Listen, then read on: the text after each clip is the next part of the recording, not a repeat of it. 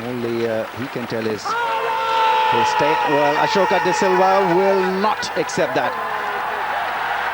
The ball did not bounce. There's a decent stride forward. Umar Gur, I think, lucky. That is very straight. I think that is very, very unlucky for Bangladesh and Mohammad Rafiq. That hit him. বিসমিল্লাহির রহমানির রহিম। আমরা দেখলাম 2003 সালের মুলতানে মোহাম্মদ রফিকের একটি নিশ্চিত out. সে সময়ের umpire, সেই ম্যাচের আম্পায়ার অশোকা ডি সিলভা দেননি এবং এই আউটটি দিলে তখন বাংলাদেশ মুলতান টেস্ট জয়লাভ করত এবং বাংলাদেশ প্রথম টেস্ট 2003 সালে পাকিস্তানের বিপক্ষে জিতে যেত। কিন্তু আম্পায়ারের ভুল সিদ্ধান্তে এ টেস্টটি বাংলাদেশ জিততে পারেনি। এছাড়াও আরও কিছু ভুল ডিসিশনের কারণে এবং পাকিস্তানের ছাতুকারিতার কারণে এবং মোহাম্মদ রফিকের তার যে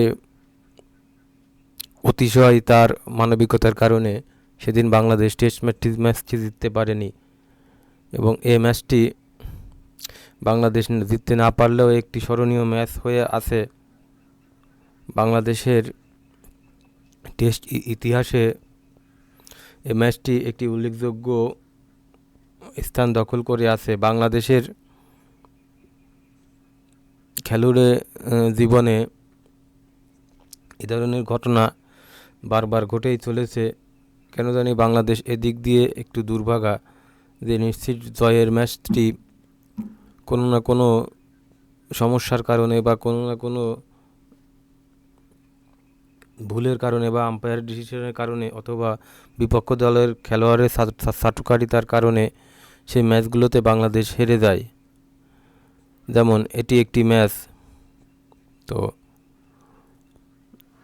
আমাদের ধৈর্য ধরে থাকা ছাড়া কোনো উপায় নাই, যেহেতু আমরা সাধারণ দর্শক এবং কোনো এক সময় আশা করা যায় যে এটি আর হবে না এবং বাংলাদেশ নিয়মিত ম্যাচ জিততে শুরু করবে ন্যায়ের ভিত্তিতে।